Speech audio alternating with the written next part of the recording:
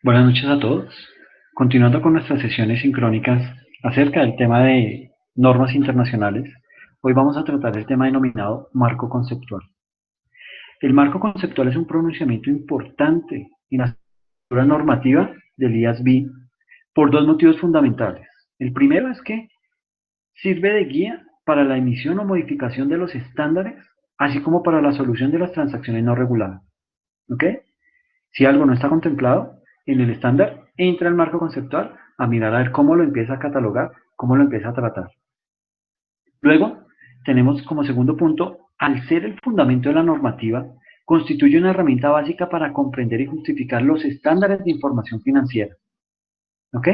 Esta segunda motivación es la que soporta el enfoque de enseñanza basada en el marco conceptual auspiciado por el IASB.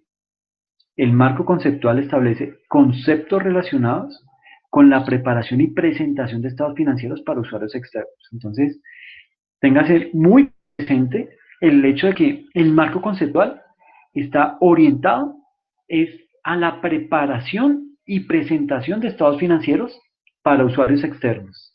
¿Ok? El marco conceptual provee guías en la preparación y presentación de estados financieros. ¿Okay? Esa es la función del marco conceptual. El marco conceptual no le va a decir cómo se va a contabilizar un activo o qué es un activo. No, el marco conceptual se orienta básicamente es a todo lo que tiene que ver con la preparación y la presentación de los estados financieros. ¿Ok?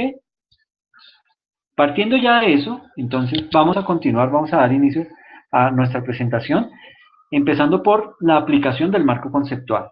Sucede que el marco conceptual no es una norma internacional de contabilidad, ¿sí? Y no define reglas particulares.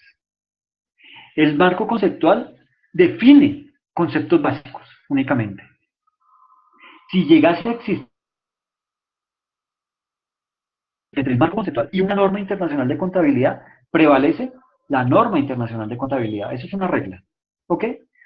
Ahora, para estados financieros de propósito general, incluyendo los consolidados, ahí es que se aplica el marco conceptual, ¿ok? El marco conceptual está pensado para todo tipo de compañías, ya sean privadas o sean públicas, ¿ok? El marco conceptual está orientado a aquellos estados financieros que se preparan al menos cada año. El marco conceptual contiene información común para múltiples usuarios y puede incluir cuadros e información suplementaria. El marco conceptual no cubre estados financieros proyectados o prospectivos sobre una base diferente, por ejemplo, para impuestos u otros. ¿Okay? El alcance del marco conceptual se refiere a los estados financieros elaborados con propósitos de información general, incluyendo en este término los estados financieros consolidados. Recuerden, no los proyectados, solo en la preparación y presentación de estados financieros que se presentan por lo menos anualmente y aquellos que son consolidados. Esto incluye los estados financieros de todas las empresas comerciales, de todas las empresas industriales y de negocios, ya sean del sector público o del sector privado. ¿Ok? El marco conceptual también orienta sobre, bueno, especifica que tales estados financieros se preparan y se presentan al menos anualmente y se dirigen a cubrir las necesidades comunes de información de una amplia gama de usuarios. Algunos de estos usuarios pueden exigir y tienen el poder de obtener otra información adicional a la contenida en los estados financieros. Sin embargo, muchos de ellos confían en los estados contables como su principal fuente de información financiera y por tanto, estos estados deben ser preparados y presentados teniendo en cuenta las necesidades de los citados usuarios. Entiéndase bien que el hecho que yo sea un usuario externo y yo deseo invertir en esa compañía, yo lo primero que debo hacer es ver cómo está la situación financiera de la empresa. Entonces, echo mano de los estados financieros. Deduzco y pienso que estos estados financieros fueron elaborados con los mejores criterios por parte del contador y de la directiva de la empresa. Pero si algo me genera dudas, yo estoy en todo el derecho de pedir más información que me sustente lo que estoy viendo en el estado financiero. Esto con el ánimo de tener confianza al momento de invertir. ¿Ok? ¿Qué precisa el marco conceptual? Lo vamos a ver a través de un ejemplo. Vamos a tener, o tenemos acá lo que es el hecho contable, tenemos dos casos. Y ahí vamos a encontrar qué podemos encontrar en el marco conceptual y qué es lo que no vamos a encontrar en el marco conceptual. ¿Ok? Tenemos entonces, por ejemplo, una empresa de asesoramiento realiza el contado una prestación de un servicio a un cliente. ¿Qué podemos encontrar en el marco conceptual? Nos va a ayudar a saber que la transacción es un ingreso para la empresa. ¿Sí? No va a pasar de ahí. ¿Qué es lo que no vamos a encontrar? No podemos saber cómo debe contabilizarse el ingreso ni qué valor tenemos que asignarle a la transacción. Eso no aparece en el marco conceptual. Otro ejemplo, la adquisición de un equipo informático. ¿Qué podemos encontrar en el marco conceptual? Nos va a ayudar a saber que el equipo es un activo, ya que cumple con la definición que al respecto da el marco conceptual. Y lo que no podemos encontrar en el marco conceptual es que no podemos saber cómo debe contabilizarse el equipo ni qué valor tenemos que asignar. ¿Ok? Esas son situaciones muy específicas de lo que precisa el marco conceptual. ¿Ok? Ahora, ¿quién utiliza los estados financieros y cuáles son sus necesidades? Tenemos unos usuarios internos y unos usuarios externos, que son los que directamente requieren información de los estados financieros. A nivel de usuarios internos, tenemos los inversionistas, tenemos los empleados y tenemos los prestamistas. Un inversionista, ¿qué querrá saber? Entonces, sucede que los suministradores de capital riesgo y sus asesores están preocupados por el riesgo inherente y por el rendimiento que van a proporcionar sus inversiones. Ellos van a necesitar información que les ayude a determinar si deben comprar, mantener o vender las acciones que tienen en esa empresa o esa compañía. Las acciones están también, los accionistas están también interesados en la información que les permita evaluar la capacidad de la entidad para pagar dividendos. O sea, yo no voy a invertir solo para que la empresa diga, no, este año no va a haber distribución de utilidades, las vamos a capitalizar. Eso no me interesa. Yo, si estoy invirtiendo mi dinero es porque espero una ganancia. ¿Okay? Como empleados, ¿qué podemos esperar? Los empleados y los sindicatos están interesados en la información acerca de la estabilidad y rendimiento de sus empleadores. O sea, cómo está la situación financiera de la empresa. También están interesados en la información que les permita evaluar la capacidad de la entidad para afrontar las remuneraciones, los beneficios tras el retiro y otras ventajas obtenidas de la entidad. ¿Y los prestamistas qué querrán? Bueno, cuando hablo de prestamistas son los proveedores de fondos ajenos. Ellos están interesados en la información que les permita determinar si sus préstamos, así como el interés asociado a los mismos, serán pagados al vencimiento. Es decir, necesito tener garantía que ese dinero que yo les voy a prestar a ellos, me lo van a reintegrar junto con los intereses, ¿ok? Ahora, los usuarios externos, dentro de los usuarios externos tenemos los proveedores y otros acreedores comerciales, tenemos los clientes, tenemos el gobierno mismo y tenemos el público en general. Sucede que los proveedores y otros acreedores comerciales están interesados en que la información les permita determinar si las cantidades que se les adeudan serán pagadas cuando llegue su vencimiento. Probablemente los acreedores comerciales están interesados en la entidad por periodos más cortos que los prestamistas, a menos que dependan de la continuidad de la entidad por ser un cliente importante. Es bien relevante este tema para los proveedores. Ahora, como clientes, ¿qué querrá saber un cliente? Los clientes están interesados en la información acerca de la continuidad de la entidad, especialmente cuando tienen compromisos a largo plazo o dependen comercialmente de ella.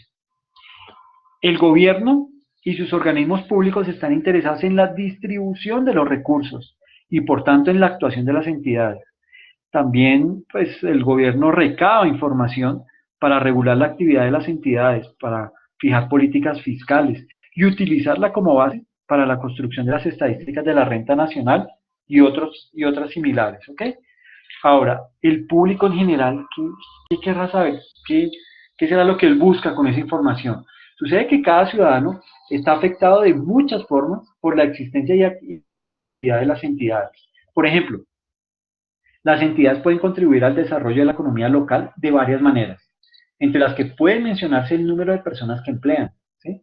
Los estados financieros pueden ayudar al público suministrando información acerca de los desarrollos recientes y la tendencia que sigue la prosperidad de la entidad, así como sobre el alcance de sus actividades.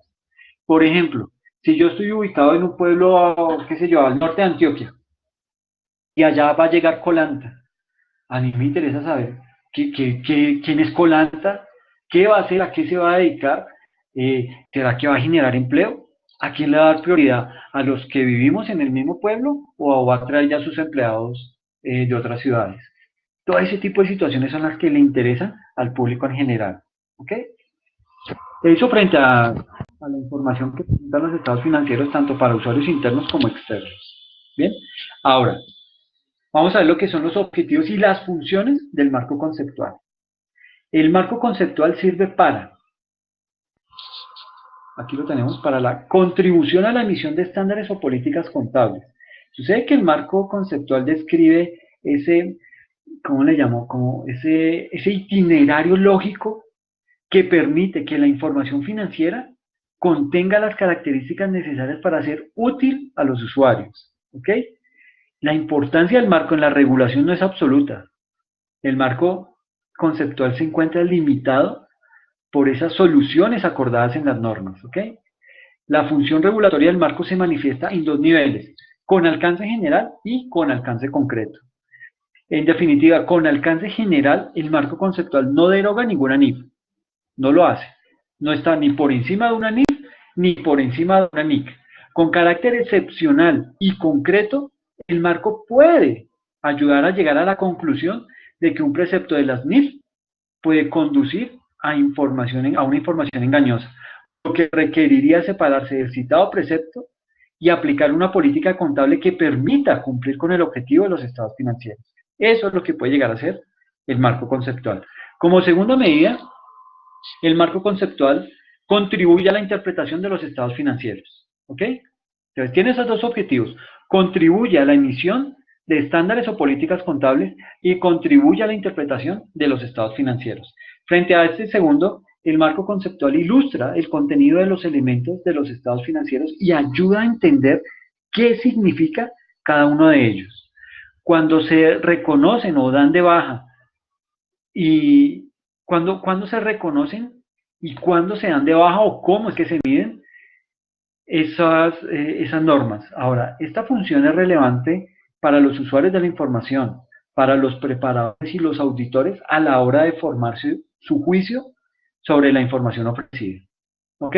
Vamos a ver todo esto con un ejemplo, vamos a hacer una analogía entre lo que es el marco conceptual y la construcción de un edificio antiguo.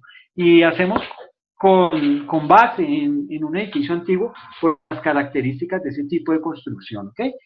Entonces, con el ánimo de facilitar la comprensión del marco conceptual, podemos hacer una analogía entre este y la construcción de un edificio antiguo. Este tipo de construcción se caracteriza por tener 4 elementos esenciales.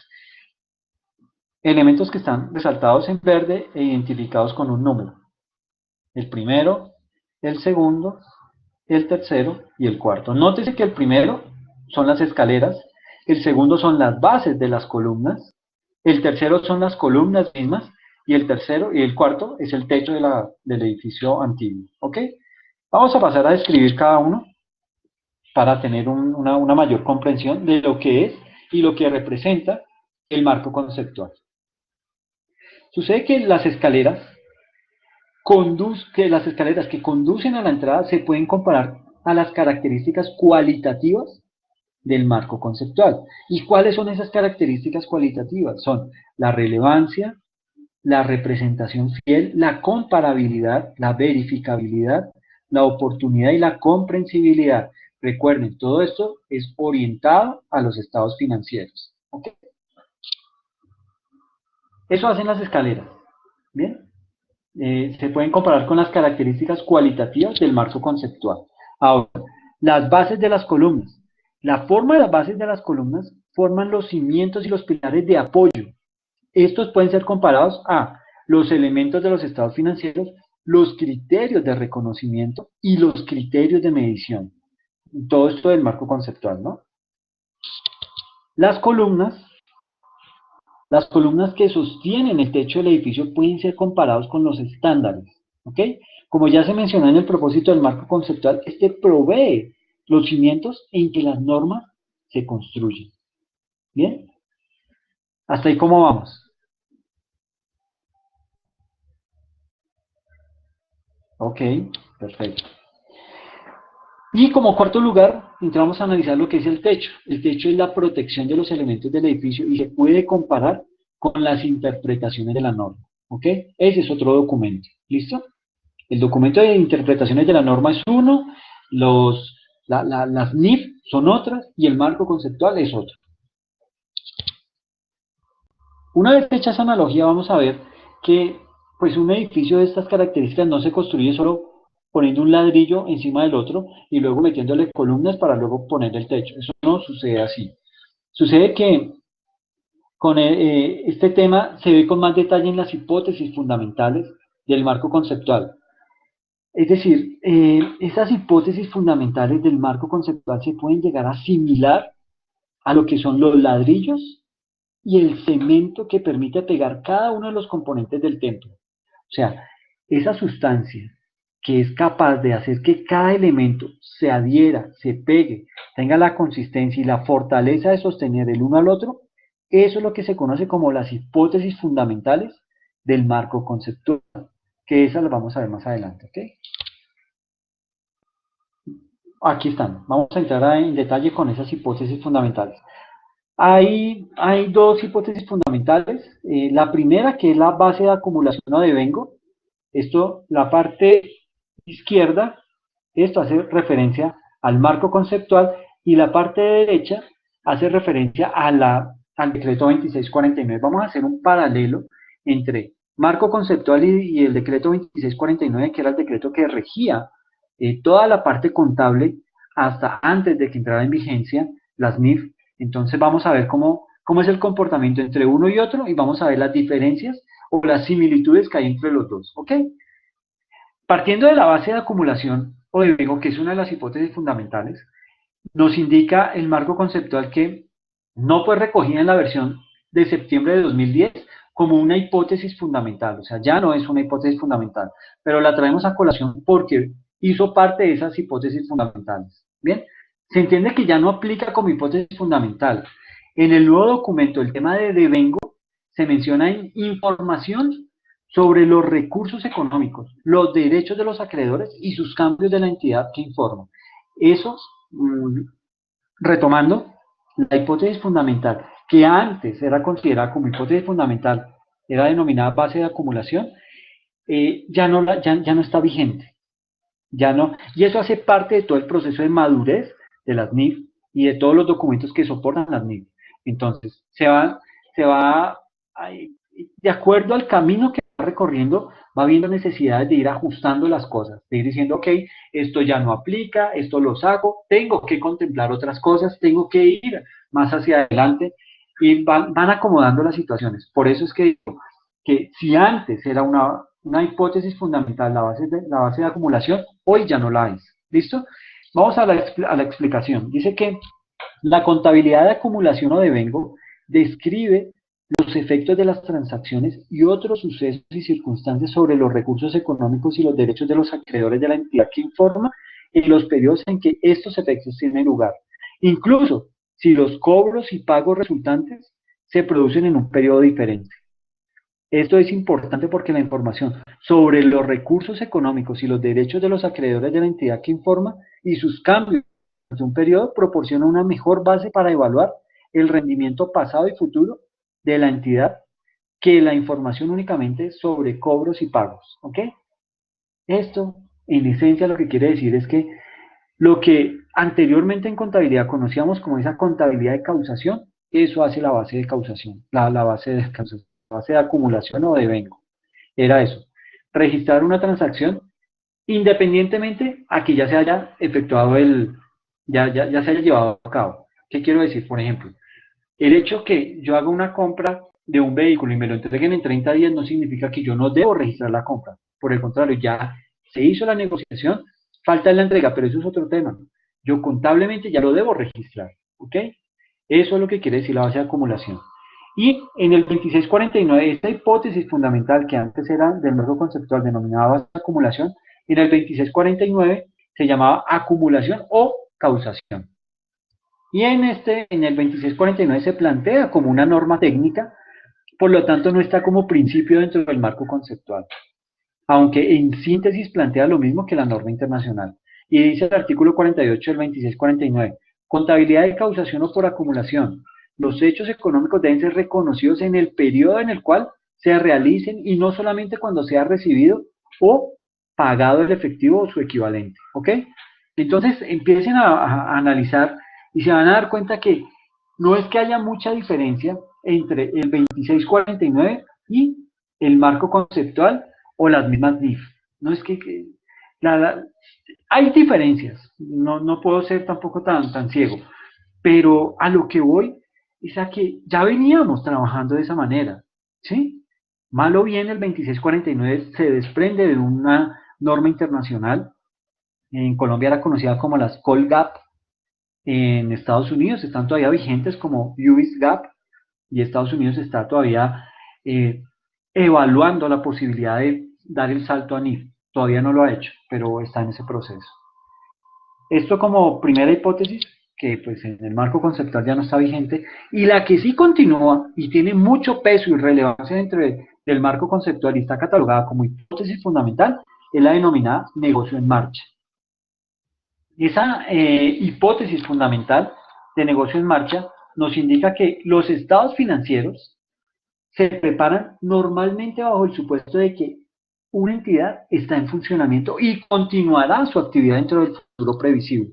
Por lo tanto, se supone que la entidad no tiene la intención ni la necesidad de liquidar o recortar de forma importante la escala de sus operaciones.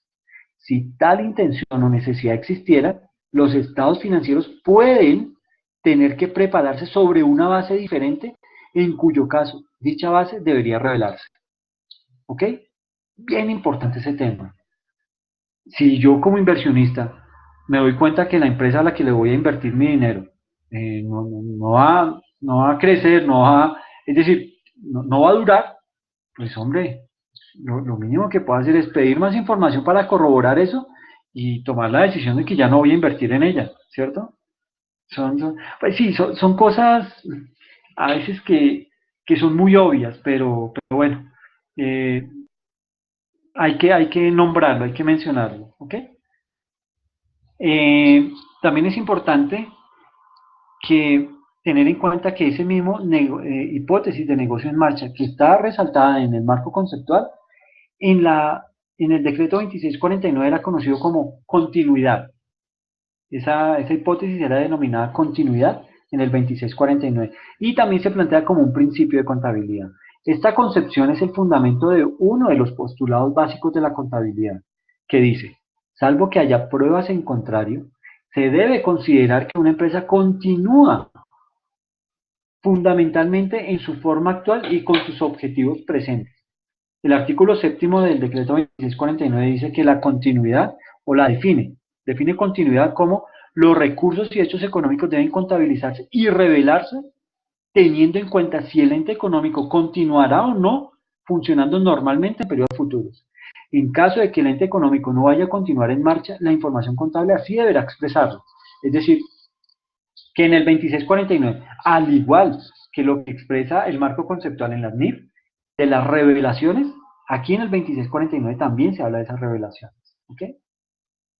Y eso como para dejarlo ahí en claro.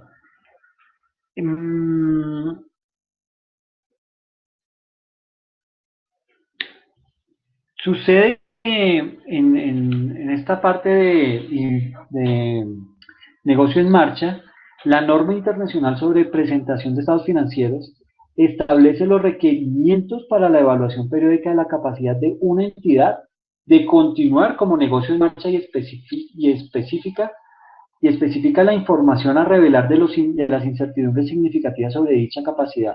Eso está relacionado en la sección 3, presentación de estados financieros en el marco conceptual. ¿Ok? Eh, digamos, hay unos Casos y análisis sobre la norma básica de la continuidad de un negocio en marcha. Unos ejemplos, ¿listo? Tenemos que la empresa no planea sus actividades hacia el futuro. Si no hay planeación que incorpore las actividades operativas y estratégicas que generen información y permitan firmar estados financieros donde se pueda certificar sobre lo que es la capacidad de una entidad para generar flujos de efectivo para demostrar la continuidad del ente. El flujo de caja presenta valores negativos. Bueno, esas son características de que un negocio no va a tener continuidad, ¿ok? El flujo de caja presenta valores negativos durante los últimos 3 años. Eso ya es una alerta. Eso ya me indica que el negocio va mal, ¿sí? Y que tiene más probabilidad de cerrar que de continuar, ¿ok? Y se acumulan pérdidas operacionales que disminuyen el capital social en el 60%. Esto ya es crítico, ¿sí? Esta circunstancia exige que la empresa entre en causal de disolución y la certificación sobre la continuidad debe ser negativa por las incertidumbres significativas, suscitan dudas sobre la capacidad de la entidad de continuar. Dese cuenta ahí cómo uno puede darse cuenta que esa hipótesis de negocio en marcha en una empresa no se está cumpliendo o no se va a aplicar. Otro caso, la tasa de rentabilidad del negocio es del 8%, que se vio afectada por el crecimiento en los precios que subió a la tasa de inflación del 10%. La certificación sobre la continuidad es positiva, siendo que la mayoría de los negocios está alrededor de esta tasa. Además, no existen dudas sobre la capacidad de la entidad para continuar su marcha. Esta diferencia del anterior, este sí certifica que el negocio va a continuar a pesar de la situación. Otro caso, el producto de la empresa tiene competencia internacional con motivo de los tratados comerciales con otros países y los precios que se sustentan en el mercado son bajos. Esta condición puede traerle graves consecuencias en la continuidad de la organización porque en cualquier momento pueden perder la cuota de mercado. Se va a ver afectada, ¿ok? Y eso va a afectar los rendimientos y va a afectar las inversiones de cada uno de los accionistas, etcétera, etcétera. Entonces, aquí va mucho la responsabilidad del contador y de la alta dirección de la empresa. Tienen que en realidad eh, mostrar todo este tipo de situaciones en sus estados financieros y hacerlo notar, para que de esta manera se tomen decisiones que pueden doler, sí, obviamente, pero también decisiones que la pueden llegar a salvar. De pronto pueden los accionistas decir, ok, nos damos la pela y en 2 años no vamos a percibir utilidades, todo capitalícelo para ver qué podemos hacer de aquí en adelante. Otro caso, el Estado renunció a las preferencias arancelarias con Estados Unidos y algunas empresas que dependían de sus exportaciones al exterior se vieron afectadas por esta decisión. Eso es un síntoma de alerta. Me da a entender que ese negocio puede que no continúe. ¿Ok? Otro ejemplo, la empresa está en grave situación de iliquidez y no se ha cumplido con las obligaciones financieras y de proveedores y tampoco fue informado este problema en la reciente Asamblea General. Casos como estos son comunes, eso lo ve uno a todo diario, y que tienen un efecto dominó y su situación va minándose con otra y pone en grave riesgo la continuidad del negocio. Esto es una alerta, ¿sí? Imagínense, ocultan información y fuera de eso se sabe que la empresa va mal, pues imagínense, ya hay que tomar medidas. Otro ejemplo, la empresa viene siendo sometida a permanentes huelgas que comprometen la situación financiera. En los últimos tiempos no se presentan muchos casos de estos, pero las continuas huelgas pueden llevar a una situación de no continuidad del ente económico. Otro ejemplo, o sea, tratemos de ver la mayor cantidad de situaciones para hacernos una idea mucho más clara. La empresa viene presentando pérdidas durante los últimos 3 años, pero el contador aceptó la orden del gerente de capitalizar en el activo como gastos pagados por anticipado en espera de una mejor situación para amortizarlos. El ocultamiento de situaciones como esta en contravía de las NIF no se deben cometer, a lo cual se le llama maquillaje de estados financieros. ¿Ok? ¿Y esto qué hace? Detiene las situaciones coyunturales, pero cuando salen a la luz, acaban con la organización. Y eso es lo que trata de hacer las NIF y el marco conceptual en las naciones, en los diferentes países. Evitar este tipo de situaciones. ¿Sí? Otro ejemplo, contabilizar obligaciones o pasivos de la empresa en cuentas de orden, con el fin de ocultar la causación y pago de retenciones en la fuente. Esta situación es bien delicada porque las cuentas reales no se pueden mezclar con cuentas de orden. Y al momento en que la DIAN lo descubra, estos hechos pueden dar sanción no solo a la empresa, sino también a los funcionarios que orquestaron ese tipo de prácticas, ese tipo de malas prácticas en la organización, ¿ok? Otro ejemplo, hay conflictos con los países vecinos que afectan las relaciones comerciales y la cartera de los negocios ya realizados, lo que le pasó a Colombia con la crisis con Venezuela. Todos esos negocios que tenían los empresarios, y cuando arranca este señor Chávez a ponerse de mal genio y se muere y luego suben a este otro señor Maduro, que es peor, pues estas personas ya sabían que eso no iba para ningún lado y tenían que tomar una decisión. O continúan allá en Venezuela a cuenta de riesgo por ellos o toman la decisión de salirse y mirar otros mercados. Estas son situaciones que se vienen presentando con los comerciantes de frontera, ¿ok? Donde es muy difícil pronosticar la continuidad del negocio. El riesgo allá es mayor que en cualquier otro lado, ¿ok? La continuidad de un negocio en marcha se demuestra mediante la planeación de todas sus actividades, como mínimo de los siguientes 12 meses. Esto comprende la evaluación del mercado, comprende la investigación de los procesos técnicos, comprende la evaluación financiera bajo varios escenarios, donde se consideren todos los elementos comunes e influyentes para su desarrollo, que satisfagan el rendimiento aspirado por los dueños o inversionistas. De lo contrario, los estados financieros del pasado por sí solos no garantizan la continuidad del negocio. Es decir, tiene que haber un análisis y una garantía de las directivas y básicamente de las directivas de la compañía, que el negocio va bien, que el negocio va a ser sostenible durante mucho más tiempo. ¿Ok? ¿Cómo quedó claro el tema de negocio en marcha? De la hipótesis fundamental de negocio en marcha.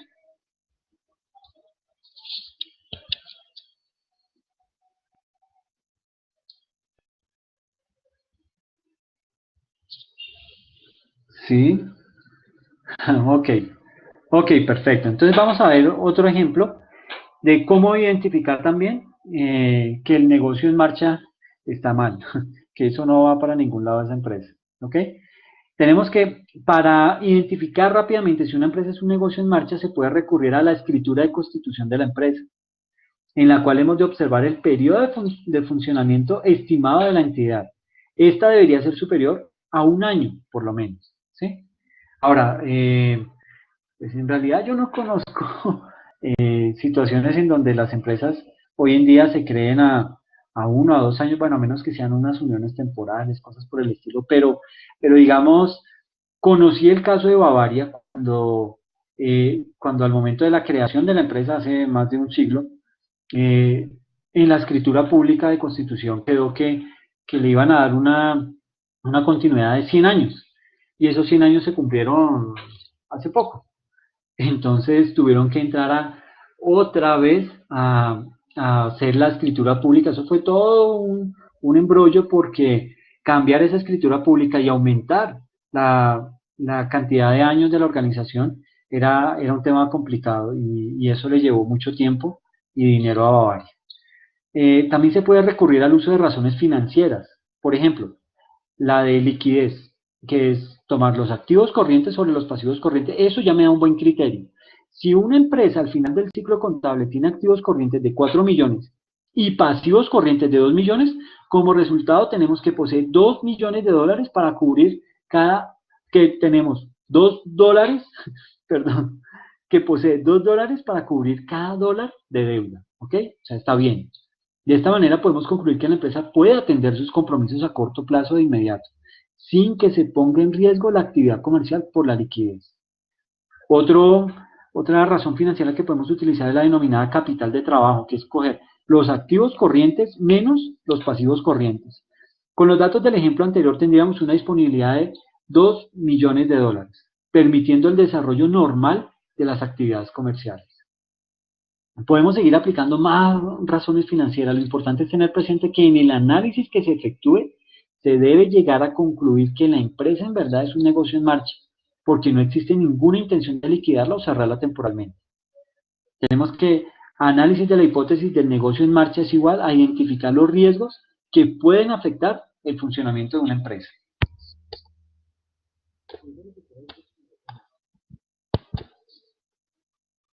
El ejemplo número 2. Tenemos que una situación de negocio en marcha no apropiada. La entidad está dentro de las empresas que el gobierno va a expropiar sus activos. Además, no pagará ninguna compensación por los activos intangibles que se expropien. Está mal la empresa, o sea, ya con ese solo hecho, ya está crítico. Bases de elaboración de políticas contables. Sucede que los estados financieros no se han elaborado bajo la hipótesis de negocio en marcha porque el gobierno anunció su intención de expropiar todos los activos de la entidad de acuerdo con la ley de redistribución económica. Ley recientemente promulgada, ¿no? La entidad será liquidada luego de que se expropien sus activos.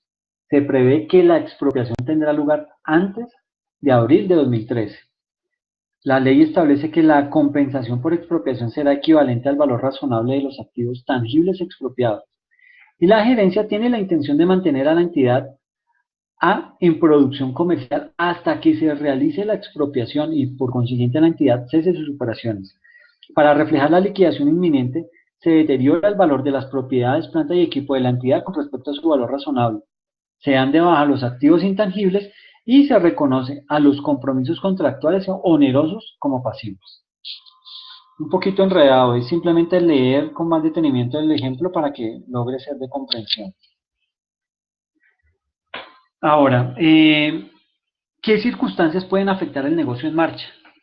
Puede verse afectado el negocio en marcha por incertidumbres significativas relativas a sucesos o condiciones que pueden suscitar dudas sobre la capacidad del ente de continuar su marcha y revelará estas incertidumbres. Otra puede ser el conocimiento de eventos posibles que afectarán la capacidad de la entidad para generar flujos de efectivo.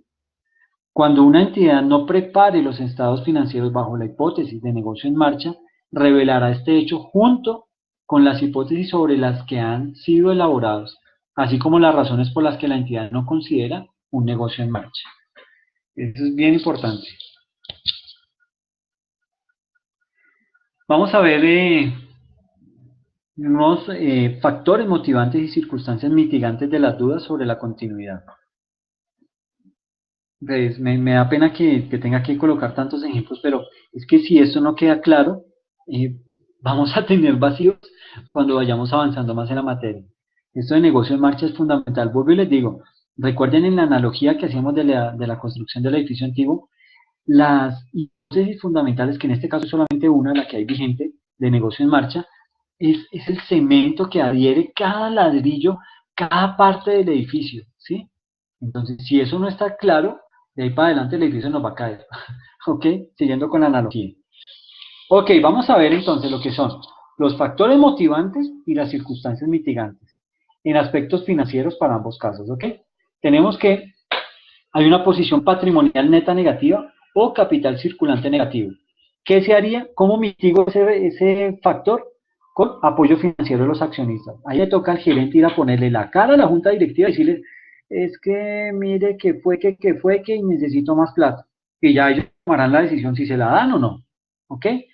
Un factor puede ser préstamos a plazo fijo próximos a su vencimiento sin perspectivas realistas de reembolso o renovación, o dependencia excesiva de préstamos a corto plazo para financiar activos a largo plazo. Una mala práctica. ¿Ok? ¿Cómo se mitiga esta situación? Con la existencia de un compromiso de apoyo financiero por parte de la controladora en el caso de que sea una subsidiaria. Es decir, si mi empresa es una subsidiaria, pues me toca ir a llorarle a la controladora para explicarle la situación, para decirle cómo voy a sacar el negocio adelante y de esta manera pueda subsanar esa situación. Otro factor puede ser indicios de retirada de apoyo financiero por los acreedores, flujos de efectivo de explotación negativos en estados financieros históricos o proyectados. ¿Cómo lo mitigo? Con la capacidad de incrementar los fondos propios mediante la emisión de nuevas acciones a la aportación de fondos por parte de los accionistas o socios. Es difícil, ¿no? O sea, que hagan una emisión y yo voy a ir a comprar algo de una empresa que está como medio, como diríamos en Bogotá, medio chilingueando, es complicado, ¿no? Yo no lo haría. ¿Sí? Pero bueno, han habido casos en donde personas primero se arriesgan, pero segundo es porque tienen el conocimiento del mercado y pueden ver ahí una oportunidad, unas acciones a un precio relativamente bajo que a 1 o 2 años puede fácilmente sacarle esa inversión y obtener una utilidad. Entonces, son oportunidades de negocio, pero para eso hay que conocer mucho del mercado. Otro factor motivante puede ser razones financieras claves desfavorables, como las que veíamos anteriormente. La situación de mitigante al respecto puede ser la probabilidad de obtención de subvenciones y otras ayudas públicas o privadas. Un factor motivante puede ser las pérdidas de explotación sustanciales o el deterioro significativo del valor de los activos utilizados para generar flujos de efectivo. ¿Cómo mitigo esa situación? Con la posibilidad de obtener o incrementar dividendos u otros ingresos de empresas del grupo o asociadas. Sí, entiendo que son de pronto algunos ejemplos un poco extraños o de una envergadura muy grande porque hablamos de la controladora, hablamos de una subsidiaria, hablamos de todo un conglomerado económico, pero esas situaciones pasan. Esto que se está colocando acá son ejemplos que el Consejo Técnico de la Contaduría Pública, que es el ente encargado por el gobierno para vigilar la implementación de las NIF en Colombia, colocó dentro del marco conceptual, colocó como dentro de ese mecanismo para socializar lo que es el marco conceptual de las NIF. Otro factor motivante puede ser el atraso en los pagos de dividendos o suspensión de estos, es decir, de lo que es las utilidades que generan las acciones. Entonces, dentro de ese factor, ¿cómo mitigo ese factor? Con la disponibilidad de líneas de crédito y financiación adicional por existir aún suficiente garantía real, no existiendo restricciones en las pólizas existentes que la impedirán. Otro factor motivante, incapacidad de pagar al vencimiento a los acreedores. ¿Cómo lo mitigo? Con una capacidad de renovación o retraso de los vencimientos de los préstamos existentes. Otro factor, la incapacidad de cumplir con los términos de los contratos de préstamo y lo mitigo con la posibilidad de acuerdo de reestructuración de las deudas. Ir a poner la cara, ir a decir, mire, estoy en esta situación, deme plazo, por favor, ayúdeme, yo salgo de esta situación, pero refinanciemos, hagamos algo. Eso se tiene que mover. Aquí pues ya sigue más comparativos frente a lo que es digamos, esos principios que están contemplados dentro del marco conceptual. Ahí vemos lo que es la relevancia. El nuevo documento del 2010 lo mantiene como un aspecto de la relevancia, pero específico de cada entidad, por lo que no se puede determinar umbrales en esta materia. Es decir, lo que hay es que leer más acerca de este contenido, les voy a publicar el material.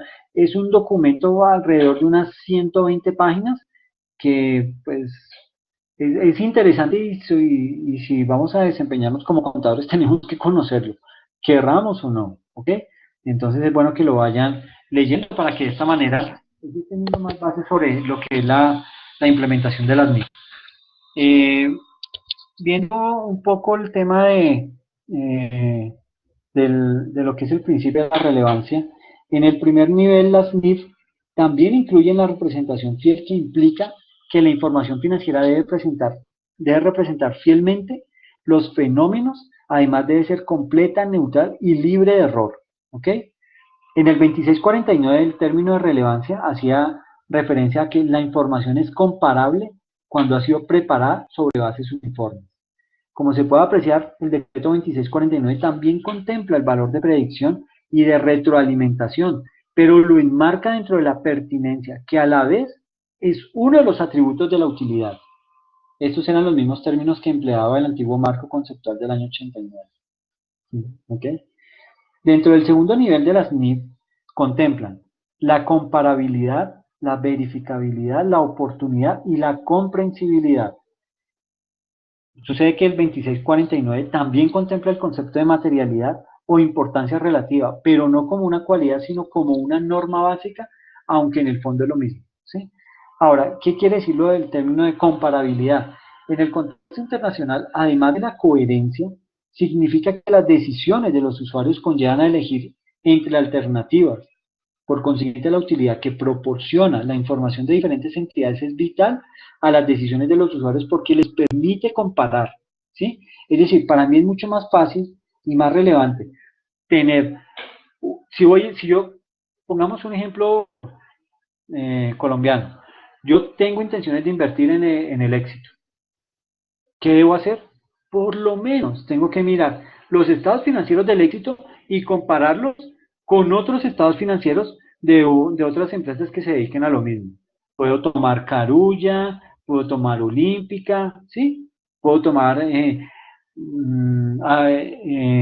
almacenes de grandes superficies extranjeros como Jumbo, etcétera, etcétera. Y con base en eso ya puedo tener una idea de qué tan bueno es ese negocio o si debo más bien volverlo a repensar. En cuanto a la coherencia, o sea, el uso de los mismos métodos para las mismas partidas de periodo a periodo, hacen énfasis en que la comparabilidad no es uniformidad, porque para que la información financiera sea comparable, cosas similares deben verse parecidas y cosas distintas deben verse diferentes. ¿Ok? En el 2649 se decía que la comparabilidad en el contexto colombiano es más específico, pues se refiere a que ha sido preparada sobre bases uniformes, es decir, solo incluye lo que las NIF llaman la coherencia. O sea, se había quedado corto el 2649 en términos de comparabilidad. Ya las NIF amplían y le dan la relevancia que se merece a la comparabilidad.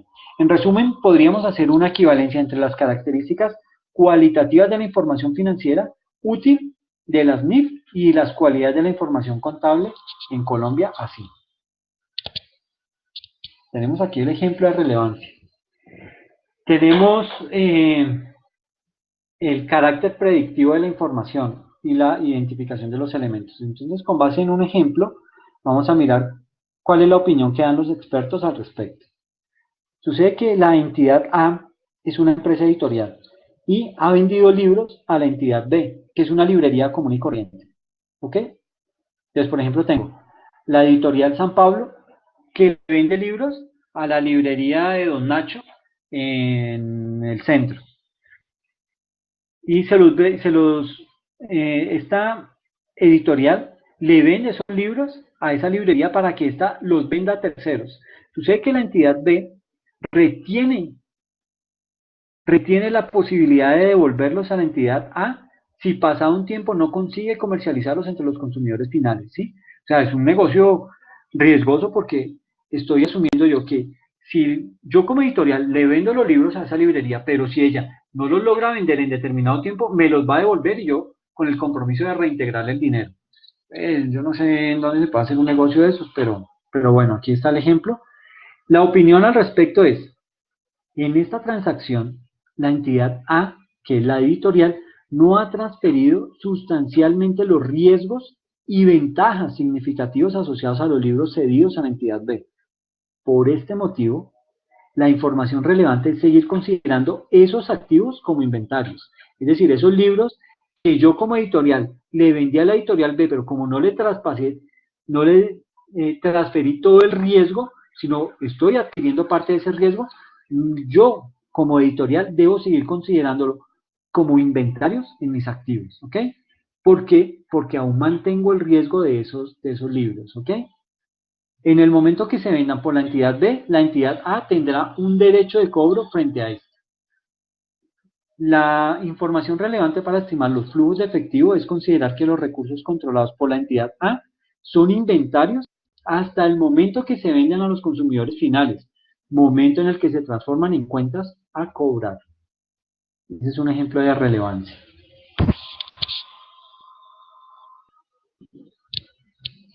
Ahora vamos a ver lo que es la estructura del marco conceptual. El marco conceptual se divide en dos grandes secciones. La primera sección, que es la sección teleológica, responde al para qué y al qué información se debe preparar, describiendo cuál es el objetivo de la información, así como las características que debe reunir para conseguir ese objetivo. La segunda, mucho más operativa, y también es así que se llama sección operativa, responde al cómo se consigue la información deseada, aportando criterios que ayudan a la forma de emitir normas que permitan que las transacciones y eventos queden reflejados en los estados financieros. Esa sección ideológica, ¿cómo está compuesta? Los participantes en cualquier mercado requieren información para tomar decisiones. El mercado financiero no se encuentra ajeno a esta necesidad básica de los agentes. Sucede que la información financiera reduce la incertidumbre en la toma de decisión sobre la asignación de recursos. Esta información se prepara para satisfacer la necesidad de los inversores que no disponen de otros medios para acceder a ella. La calidad de las normas contables redunda en un menor riesgo en la toma de decisiones de los participantes en el mercado. Por otra parte, la normalización contable trata de reducir los costos de transacciones de los agentes, pues supera el debate de que la política informativa es la más adecuada y permite que la información entre entidades sea comparable. Entonces, veamos acá que está compuesta por los objetivos del marco conceptual, sumada a la hipótesis de negocio en marcha y las características del marco conceptual. Características que son fundamentales y características de mejora. Dentro de las fundamentales tenemos la relevancia y la fiabilidad. Y dentro de las de mejora tenemos la comprensibilidad, la materialidad, la esencia, la prudencia, integridad, la comparabilidad, la oportunidad y el equilibrio entre costo y beneficio. Eso compone la sección teleológica. ¿Ok? Ahora, la sección operativa, la base de esta pirámide. Sucede que la sección operativa se centra en el cómo se consigue que la información reúna las características que permitan que sea útil. A tal efecto, el marco describe los elementos de los estados financieros, sus definiciones, sus criterios de reconocimiento y sus criterios de medición. La sección operativa desgrana cómo en varias cuestiones cuando se reconocen los elementos y por cuánto se miden, ¿ok? Entonces aquí tenemos que la sección operativa la compone la definición de los elementos, los criterios de reconocimiento y los criterios de valoración. Así está la estructura, o esa es como está conformada la estructura del marco conceptual de las NIF.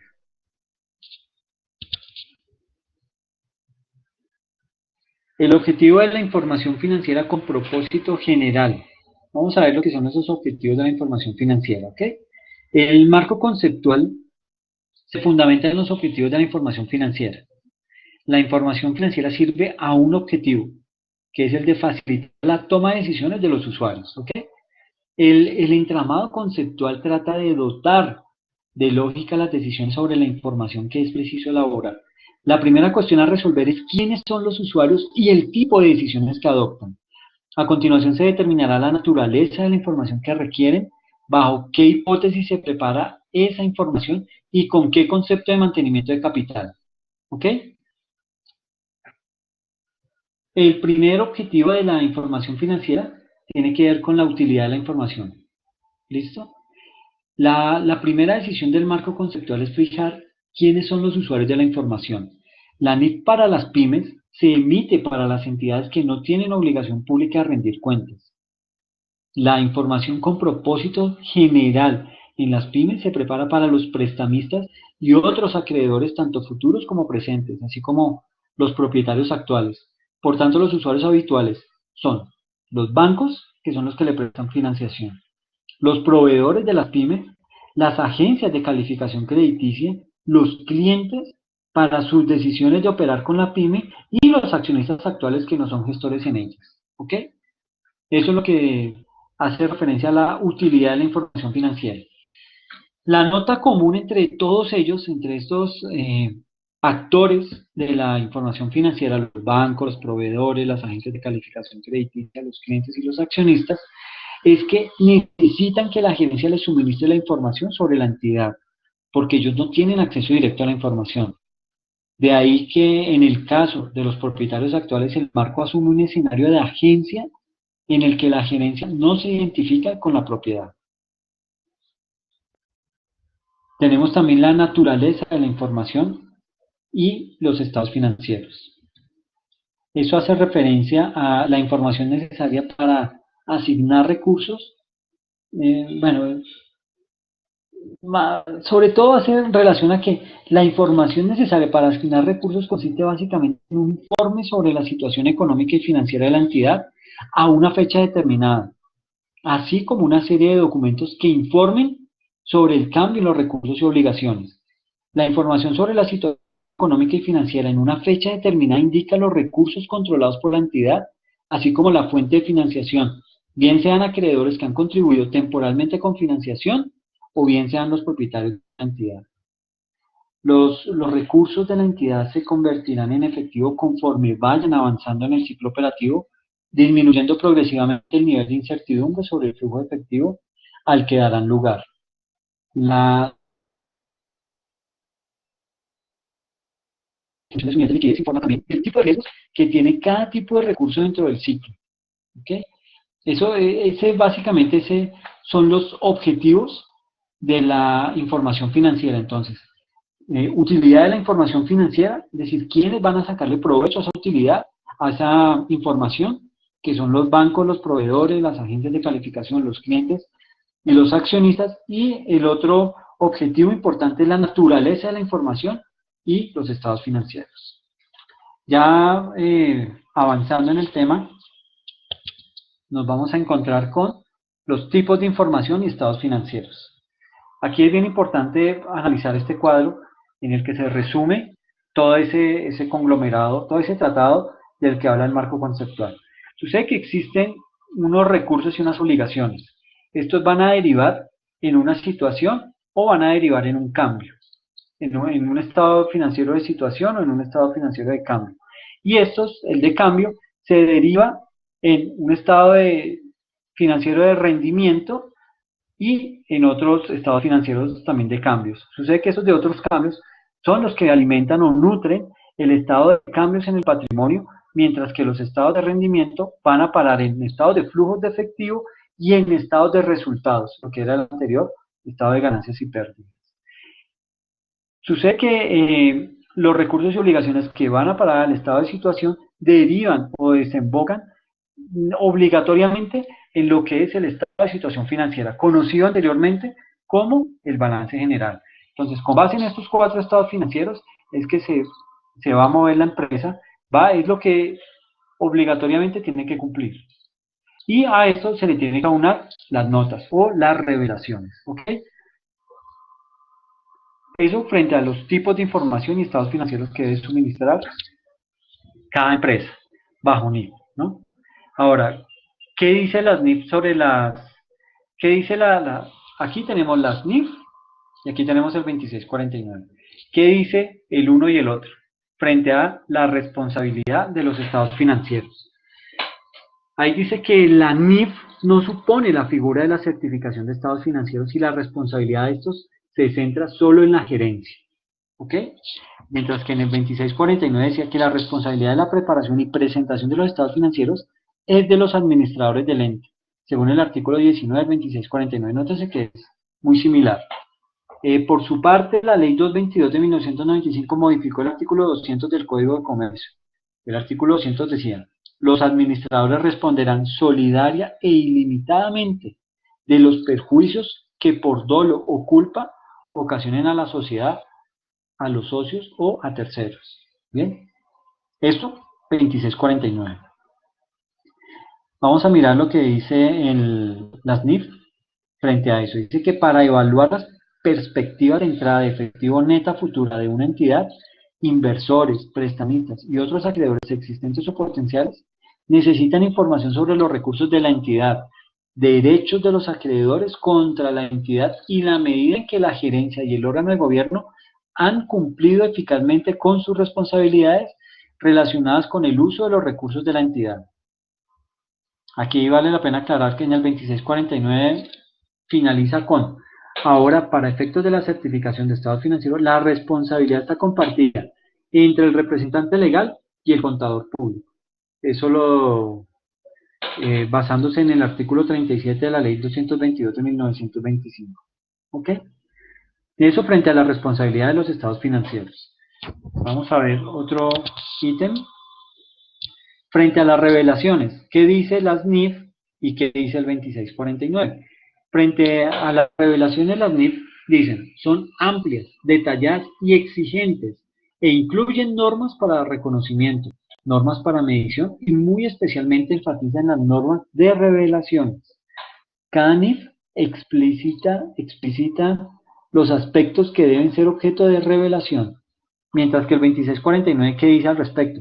Salvo las entidades vigiladas por la Superintendencia Financiera de Colombia, en general, las normas contables colombianas no son tan exigentes en cuanto a revelaciones. El 2649 del 93 contempla este apartado desde el artículo 113 al 121.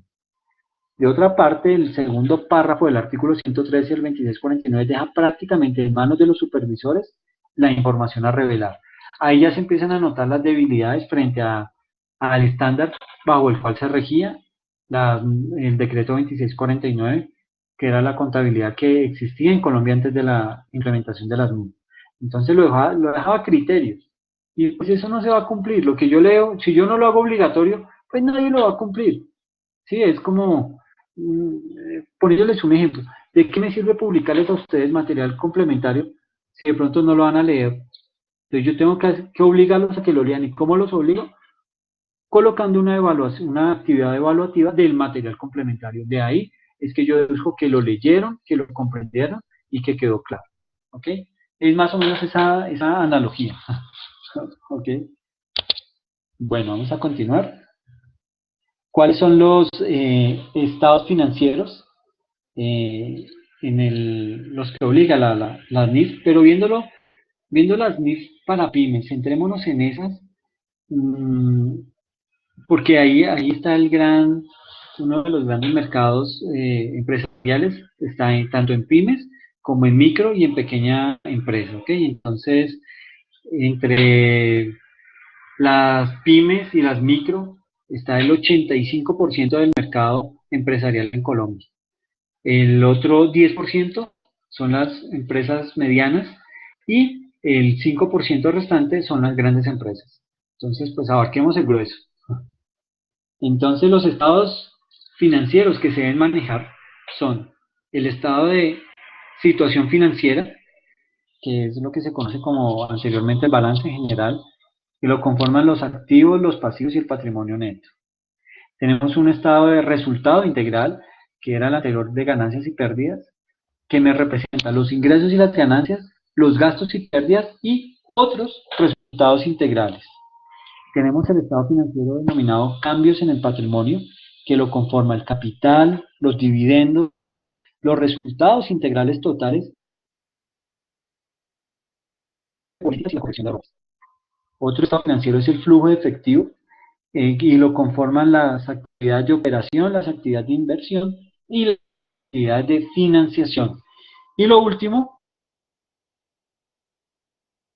otros estados financieros. Ahí hace referencia a todo lo que es la formulación sistemática y referenciada para cada estado financiero. ¿Ok? Esto es lo mínimo, estos son los estados financieros que debe manejar toda NIF toda pyme bajo NIF. ¿Ok? Y perdón que está un poco larga la presentación, pero es que tengo que abarcar la mayor cantidad de información para que ustedes queden totalmente claros. Vamos a analizar lo que son los estados financieros versus las NIF y el 2649, ¿ok? Tenemos primero lo que son los elementos del balance. El balance se conoce como el estado de situación financiera en NIF. Incluye los activos, los pasivos y el patrimonio. Las cuentas de orden no se utilizan según estándares internacionales. Aquí ya las NIF son claras. Dan de baja esas cuentas de orden. Eso no se utiliza. Mientras que el 2649 dice que incluye el balance general, incluye los activos, los pasivos, el patrimonio, las cuentas contingentes y las cuentas de orden. ¿Sí? Aquí ya hay una diferencia sustancial. El balance en lo que es las NIF no contempla ya cuentas de orden. Y en el 2649 sí se permitió. Comparando los elementos del estado de resultados, tenemos que las NIF incluye lo que son los ingresos y gastos. Los costos no se separan de los gastos y estos últimos incluyen además las pérdidas. Mientras que en el 2649 el estado de resultados incluye los ingresos, los costos y los gastos. Es decir, el costo es diferencial del gasto no solo por sus implicaciones financieras, sino también fiscales. Y eso era sano, ¿sí? Era bueno este aparte en el 2649. Ya en las NIF, esto se unifica tiene un solo criterio de representación en estados financieros. Frente a los criterios de clasificación de los activos y de los pasivos, tenemos que el 2649 dice, solo permite la clasificación según su naturaleza. Clasificación, los hechos económicos deben ser apropiadamente clasificados según su naturaleza de manera que se registren en las cuentas adecuadas. O sea, depende mucho del criterio del contador. Sin perjuicio de lo dispuesto en normas especiales, la clasificación se debe hacer conforme a un plan contable previamente elaborado por el ente económico.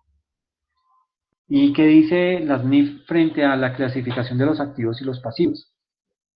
Dice que los activos y pasivos pueden ser clasificados según su naturaleza o de acuerdo con su función en el negocio de la entidad, a fin de presentar la información de la forma más útil a los usuarios para los propósitos de tomar decisiones económicas. No plantean un plan único de cuentas en el entendido que lo importante son las revelaciones por encima de un catálogo, ¿sí? Ese es un punto a favor de las NIF. Ahora, continuando con el tema, entremos a definir lo que son los activos, cómo veían los activos las NIF, cómo ven los activos las NIF y cómo lo veía el 2649.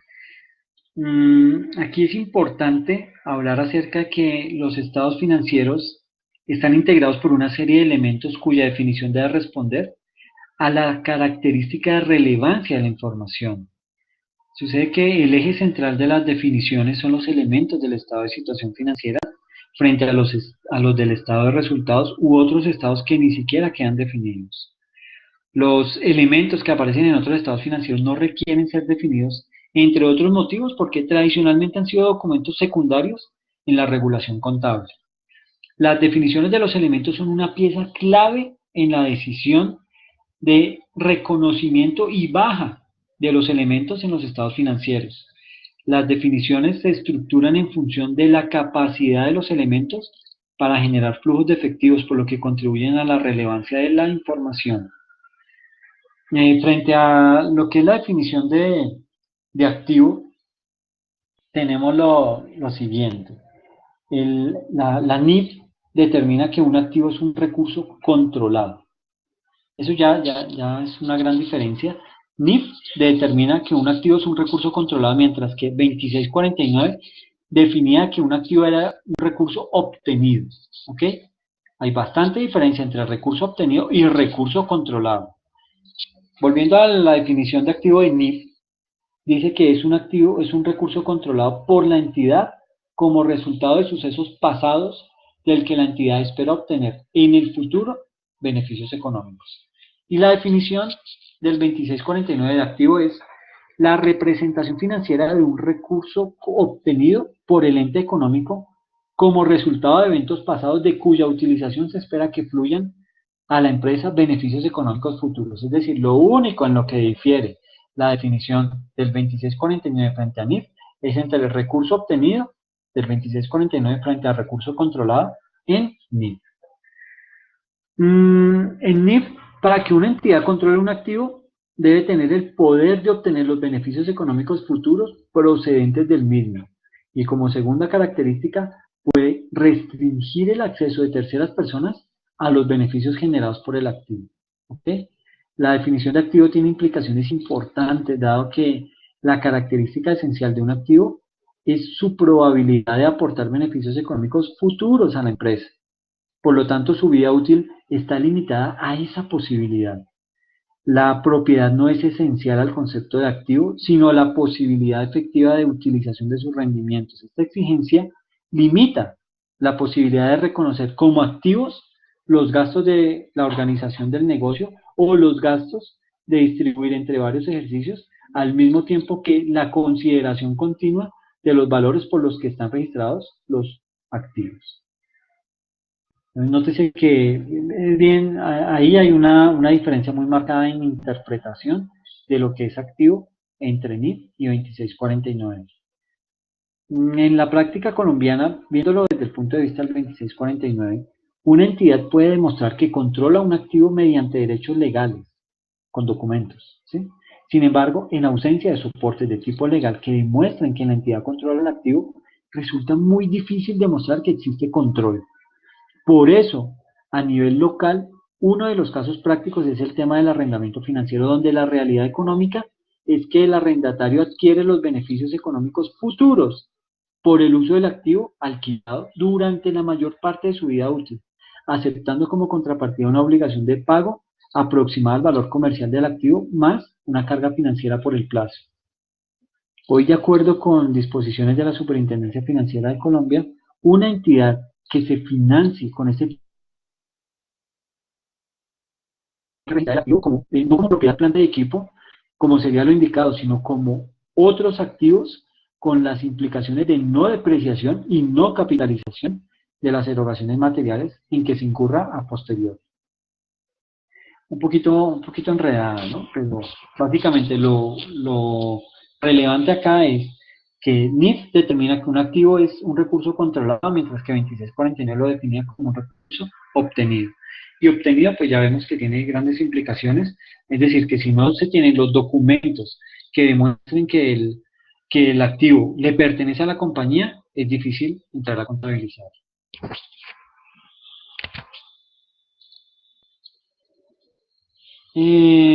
Activos, vamos a entrar a hacer la definición y a verlo con base en un ejemplo. Eh, la definición de activo pues nos dice que es un recurso controlado por la entidad como resultado de sucesos pasados del que la entidad espera obtener en el futuro beneficios económicos. Frente a este tema,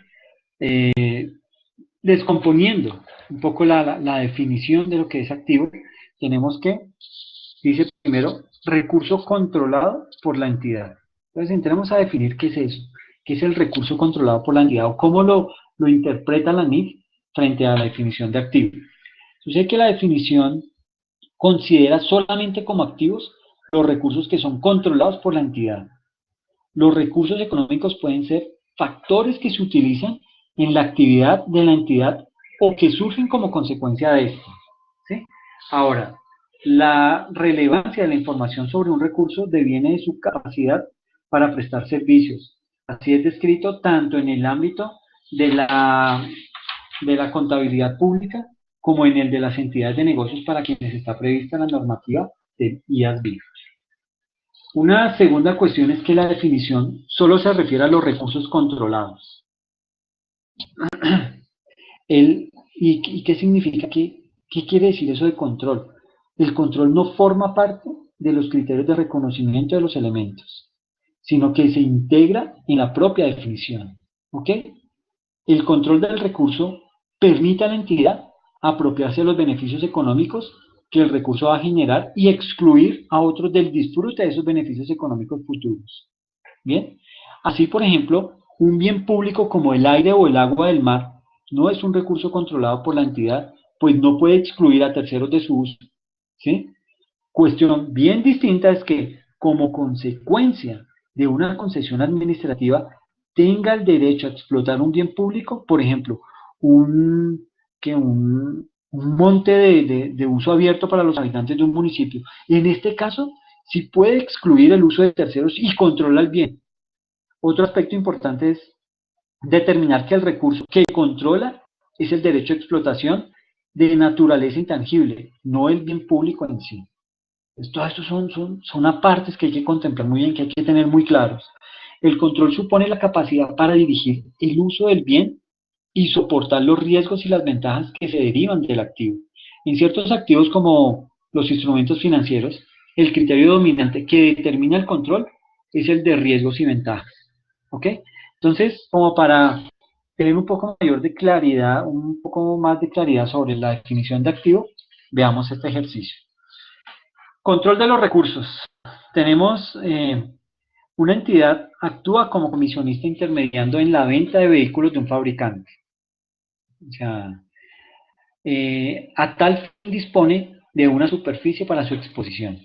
En cualquier momento tiene la facultad de devolverlos físicamente sin costo de ningún tipo. Por su intermediación cobra un porcentaje establecido con el fabricante. Los precios de venta al público son establecidos por el fabricante, admitiendo un límite en el descuento que puede conceder a los clientes finales. La pregunta es, ¿debe reconocer los productos que mantienen exposición como inventarios? Y aquí estamos hablando acerca de el concesionario. Cuando se habla que una entidad actúa como comisionista intermediando en la venta de vehículos, eso es un concesionario de autos. Ese concesionario debe reconocer los productos que mantienen exposición como inventarios, teniendo en cuenta la definición de activos. ¿Qué opinan?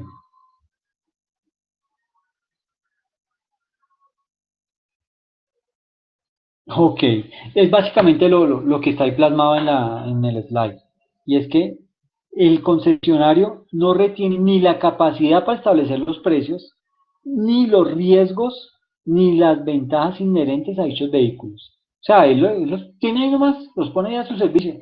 Si de pronto ocurre un evento vandálico y destruyen los carros, pues a la concesionaria perderá los vidrios que le rompieron, pero los carros ya eso es responsabilidad de la empresa que los fabrica, ¿sí? Entonces, por tanto, la concesionaria no controla los vehículos y no deben figurar en su estado de situación financiera, ¿ok? Eso no es un activo porque no lo controla, no, no tiene toda la responsabilidad, no tiene el riesgo que representa ese activo para su organización y mucho menos no puede disponer del precio, se apartan de ahí. Entonces, no es un activo para el concesionario. Eh, Segundo, la segunda parte de la definición de activo. Estamos viendo que ya tuvimos en cuenta lo que era el recurso controlado por la entidad. Ahora vamos a ver como resultado de sucesos pasados. ¿Qué quiere decir eso? Como resultado de procesos pasados. La definición pone el énfasis en que el control sobre el recurso tiene que haber sucedido como consecuencia de un suceso pasado. Así, los compromisos de adquisición de activos no financieros no son activos porque la entidad no controla el recurso. Si son significativos, la información es relevante y se presenta en las notas a los estados financieros. Ahora, en el caso de compromisos de adquisición de partidas no financieras que se liquidan por un importe neto de efectivo, o sea, sustancialmente una liquidación por diferencias en efectivo, se consideran instrumentos financieros y al cierre de cada ejercicio se pone de manifiesto un derecho de cobro o una obligación de pago como consecuencia del contrato que es el suceso pasado. Los sucesos pasados que otorgan el control no solamente son transacciones de compraventa. La entidad puede tomar el control como consecuencia de una donación o una subvención en especie. En estos casos, que la adquisición sea a título gratuito no invalida el carácter de activo del elemento recibido. O sea, no solamente activo es aquello por lo que yo pago, sino también puede venir una donación y ahí yo ya empiezo a tener el control del activo. ¿Ok? Veámoslo con un ejemplo. Tenemos que una entidad tiene la intención de adquirir un equipamiento y firma una opción de compra a tal efecto por la que abona 10.000 unidades monetarias. ¿Debe reconocer la maquinaria dado que ha efectuado un desembolso para admitirla? La opinión del Consejo Técnico de la Contaduría Pública es que la opción de compra del equipamiento no obliga a adquirirlo, es decir, en cualquier momento me puedo retractar. Que puedo perder las 10.000 unidades monetarias, eso ya es otro tema, pero yo me puedo retractar del negocio. Por otra parte, en caso de existir un contrato firme de compraventa, hasta que la otra parte no cumpla con la entrega, no se debe reconocer el pasivo por dicho compromiso firme de compra. El importe liquidado en concepto de opción de compra es un derecho, o sea, un activo como anticipo a proveedores. En las notas a la información financiera deberán revelarse los compromisos de adquisición de elementos de propiedades, planta y equipo. Pero es bastante clara la opinión, ¿no? Ahora, vamos a ver la otra parte de la definición que dice del que la entidad espera obtener en el futuro beneficios económicos. ¿Qué querrá decir eso? Y lo vamos a ver también con un ejemplo. ¿Ok? El hecho de ser un recurso económico le dota de capacidad para generar beneficios económicos futuros. Si el recurso no tuviese esta capacidad, no estaríamos hablando ante un activo. La forma en que un activo puede contribuir a la generación de beneficios económicos es muy diversa. Entre ellas tenemos utilizándolo en la actividad de producción o prestación de servicios. Este es el caso, por ejemplo, de las propiedades, planta y equipo. Intercambiándolo por otros activos, como en el caso de los inventarios, utilizándolo para satisfacer un pasivo, por ejemplo el efectivo, o distribuyéndolo a los propietarios. Cuando un activo pierde su capacidad para generar beneficios económicos futuros, se corrige su valoración o se da de baja el activo. Veámoslo con un ejemplo. Una entidad ha invertido en unas medidas de seguridad en sus factorías. ¿Será que esas medidas de seguridad son activos? ¿Qué opina el Consejo Técnico de la Contaduría Pública? Ellos determinan que en este caso la cuestión se centra en si estos recursos son capaces de generar en el futuro beneficios económicos. Eso obviamente no los van a generar, porque lo que van a hacer es desempeñar una función de monitoreo y de seguridad, es decir, van a tener un circuito cerrado de televisión que me va a permitir controlar la empresa, sus exteriores, ver si entra algún ladrón, si hay algún sospechoso, eso es lo que va a hacer, o sea, no me va a generar ningún beneficio económico. Ahora, ¿qué puede pasar? Estas medidas de seguridad son activos si van a estar prestando sus servicios a la seguridad de las instalaciones en los años futuros. Con la instalación de estas medidas, la entidad cumplirá una regulación y evitaría una sanción en el caso de ser obligatorias, o reduciría determinado riesgo en sus instalaciones en el caso de haber sido instaladas voluntariamente. La racionalidad económica dicta que estas inversiones mejoran la seguridad y la expectativa de flujos de efectivo del recurso y, caso de no hacerlo, no superarán la prueba de deterioro. Entonces, sí deben ser considerados un activo porque están respaldándome toda la empresa. Es decir, si yo no cuento con esas medidas de seguridad, fácilmente me pueden asaltar, se llevan la maquinaria y me quedé sin nada que hacer. ¿Ok?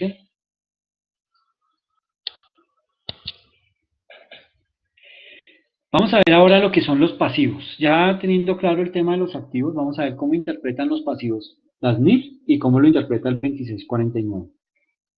Las NIF determinan que pasivo es una obligación presente de la entidad, surgida a raíz de sucesos pasados al vencimiento de la cual, y para cancelarla, la entidad espera desprenderse de recursos que incorporan beneficios económicos. Esa es la definición de NIF.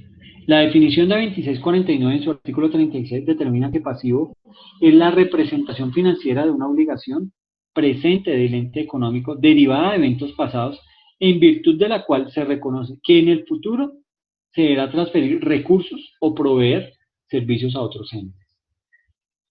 Miremos con detenimiento la del 2649. En el contexto local no está claramente delimitada la brecha entre lo que es un pasivo financiero y un instrumento de capital, como podría ser el caso de las acciones preferentes que sin perjuicio de las cláusulas contractuales de pago de rendimientos a nivel local son registradas como instrumentos de capital, pero que en el contexto internacional puede tener la connotación de pasivo financiero.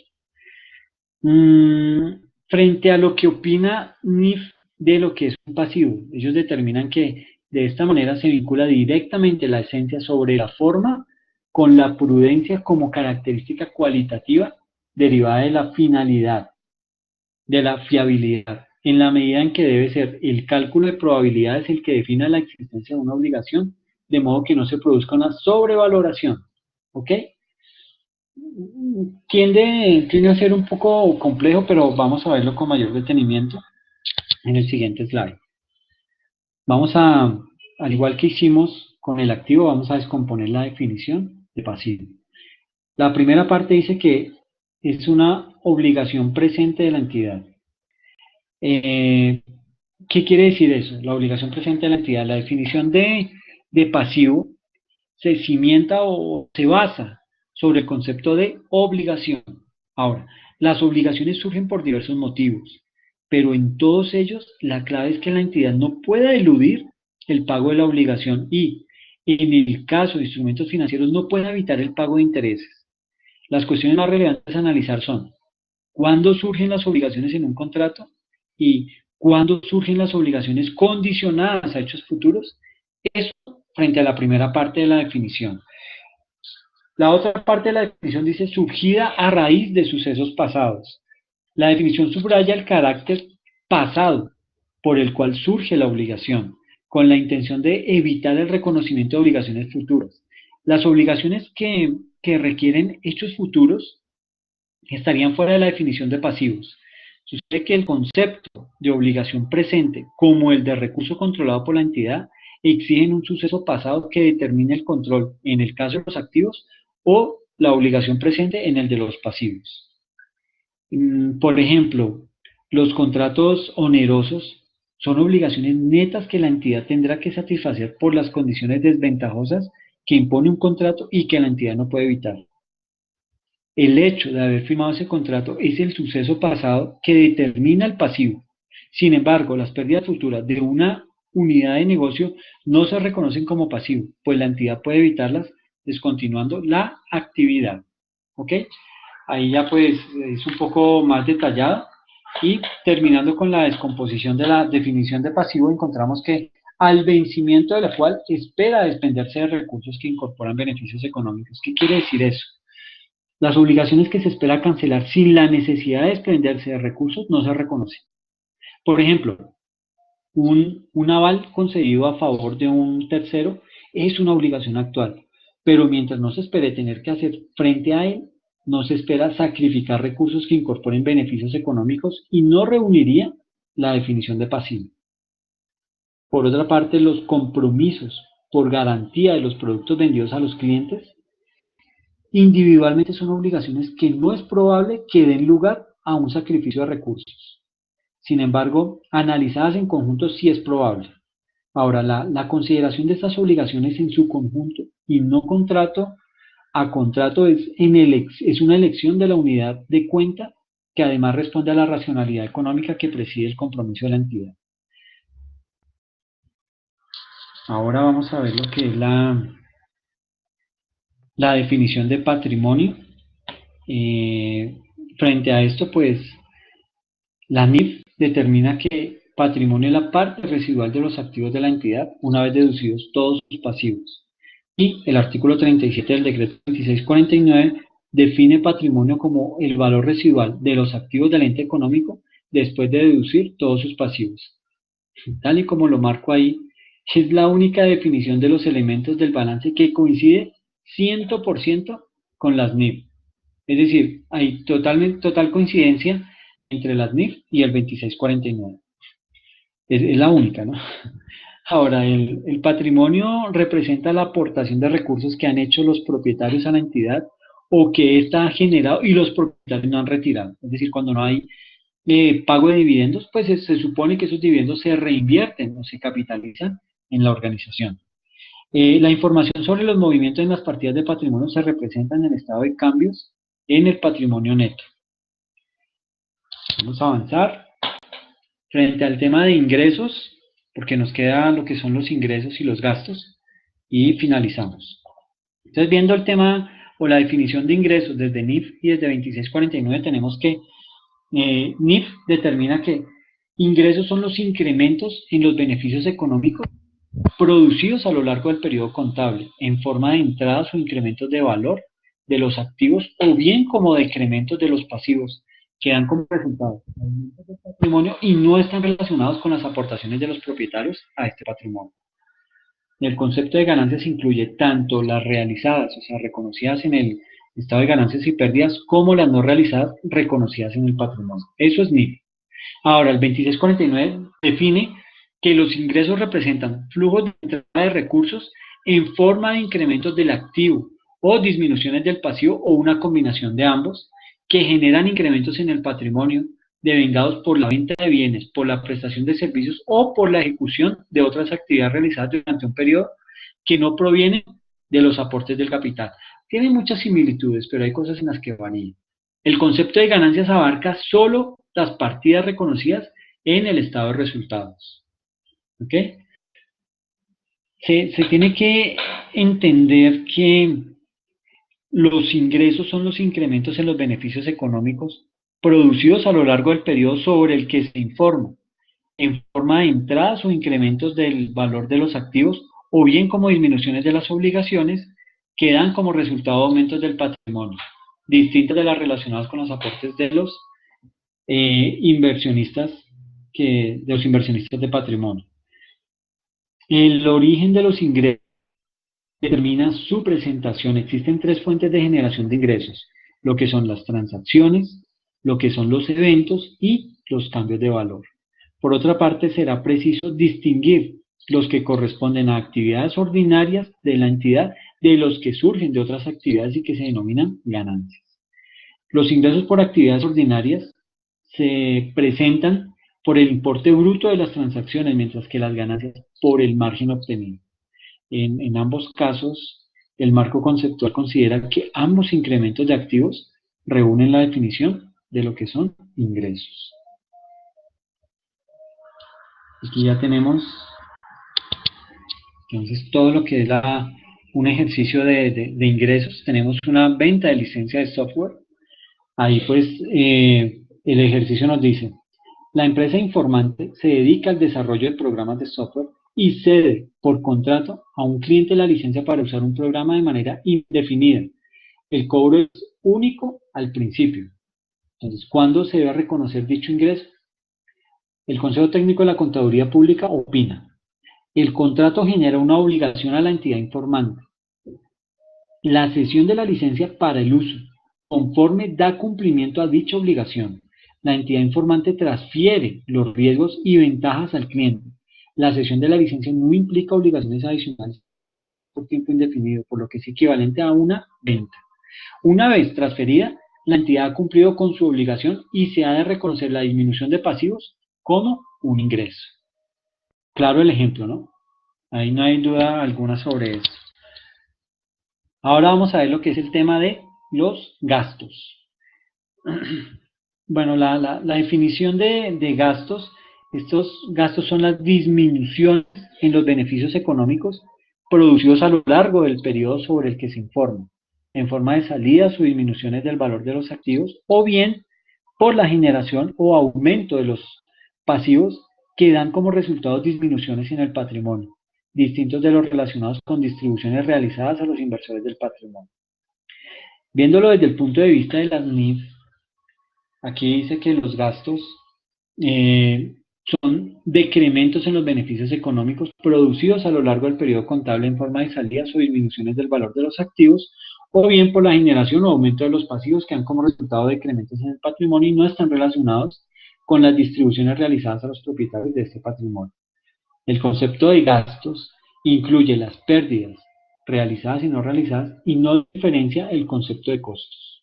¿Ok? O sea, lo agrupa completamente.